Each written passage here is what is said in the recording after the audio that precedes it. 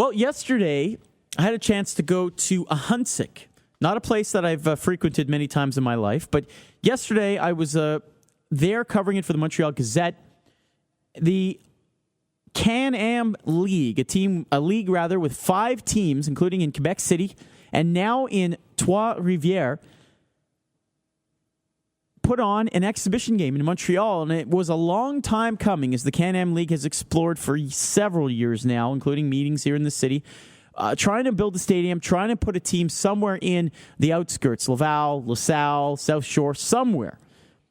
And finally, they were able to at least put on an exhibition game, and over 1,000 people crammed into Ahuntsic Park, which definitely does not seat 1,000 people comfortably, for an exhibition game between the Capitale and the Trois-Rivières Aigles, or Eagles in French. And it was a fun experience. It kind of reminds you of taking some of those road trips if you had a chance to ever go to an American League or American minor league ballpark, or even to Ottawa to see the Ottawa Lynx back in the day. And it was a lot of fun. You had all kinds of stuff happening on the field, and the caliber was pretty decent as well. Seeing lineups here in the crack of the bat during batting practice.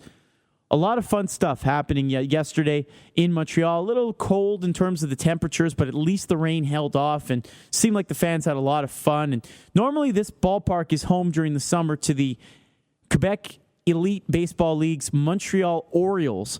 And there were a lot of young kids from the area wearing their Orioles uniforms. So certainly a nice program going on baseball-wise in that area, and a lot of pride being shown in their own ballpark. And they were pretty good hosts, doing the best they could in that area, certainly with the amount of fans that they tried to cram in there. And nobody was complaining really about the accommodations, as it was all about watching professional baseball for the first time in 9 years. Now, there are no illusions. Certainly this was not Major League caliber, and certainly it was not a Major League stadium. But the fact that you were able to watch open-air, outdoor baseball, eating a hot dog, drinking a beer, watching some silliness on the field with mascots, seeing some pretty good ball, it was fun and it was refreshing, and it kind of made you go, yeah, I kind of wish this was still around. So we'll see if anything comes of it, but my hope at least is that kids were energized by what they saw, and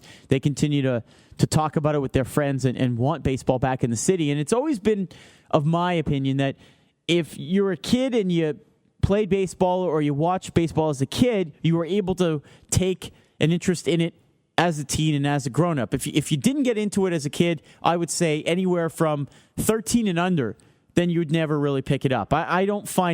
I've never found anybody who's picked up the game of baseball after the age of 15 or 18. It's always been ingrained in them as a kid. And so hopefully things like we saw last night, billed as the Quebec Classic, maybe it's going to be an annual thing, I don't know, will help continue to grow the game of baseball. We've seen attendance in minor league baseball grow here, participation, I should say, in the province of Quebec.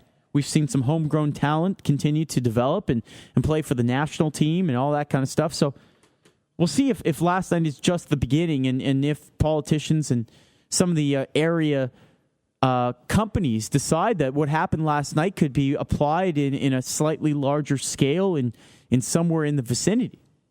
Game Points here on TSN 690. Oh, were there any prominent people of note that was at the ball game, whether it's politicians, former ball players, or people that names will be recognized by the listeners of Montreal? Sure. One of the prominent guys last night was Jacques Doucette, the former play-by-play guy of the Montreal Expos, and then the Quebec Capitale. He now does Blue Jays television games in French, and he was on hand last night. It was a real treat for the fans to hear him do the player intros for the Aigles, for the Trois-Rivières Aigles team, as they came out onto the field. Hearing that professional voice kind of gave you chills once again. And if you ever went to an Expos game and you were at the concession stands during the game, you always heard that French voice of the Expos playing over the loudspeakers inside the, what would you call that? The concourse, I guess, near the snack bar? Yeah. So that was Jacques Doucette, certainly, and it was fun to hear him do that. Mark Griffin of RDS was on hand as well.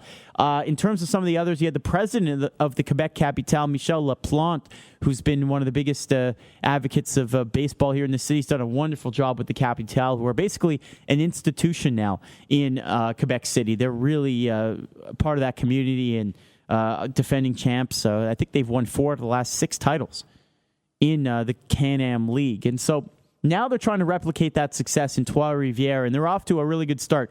I believe season tickets are doing very well there, as well as the advertising in the stadium and corporate sponsorship. And Eric Gagne is loosely involved in the ownership group now of that team, former Cy Young Award. So there's some nice pedigree going on there. And the manager on the field for the Aigle is Pierre-Luc Laforêt, former Major League Baseball catcher.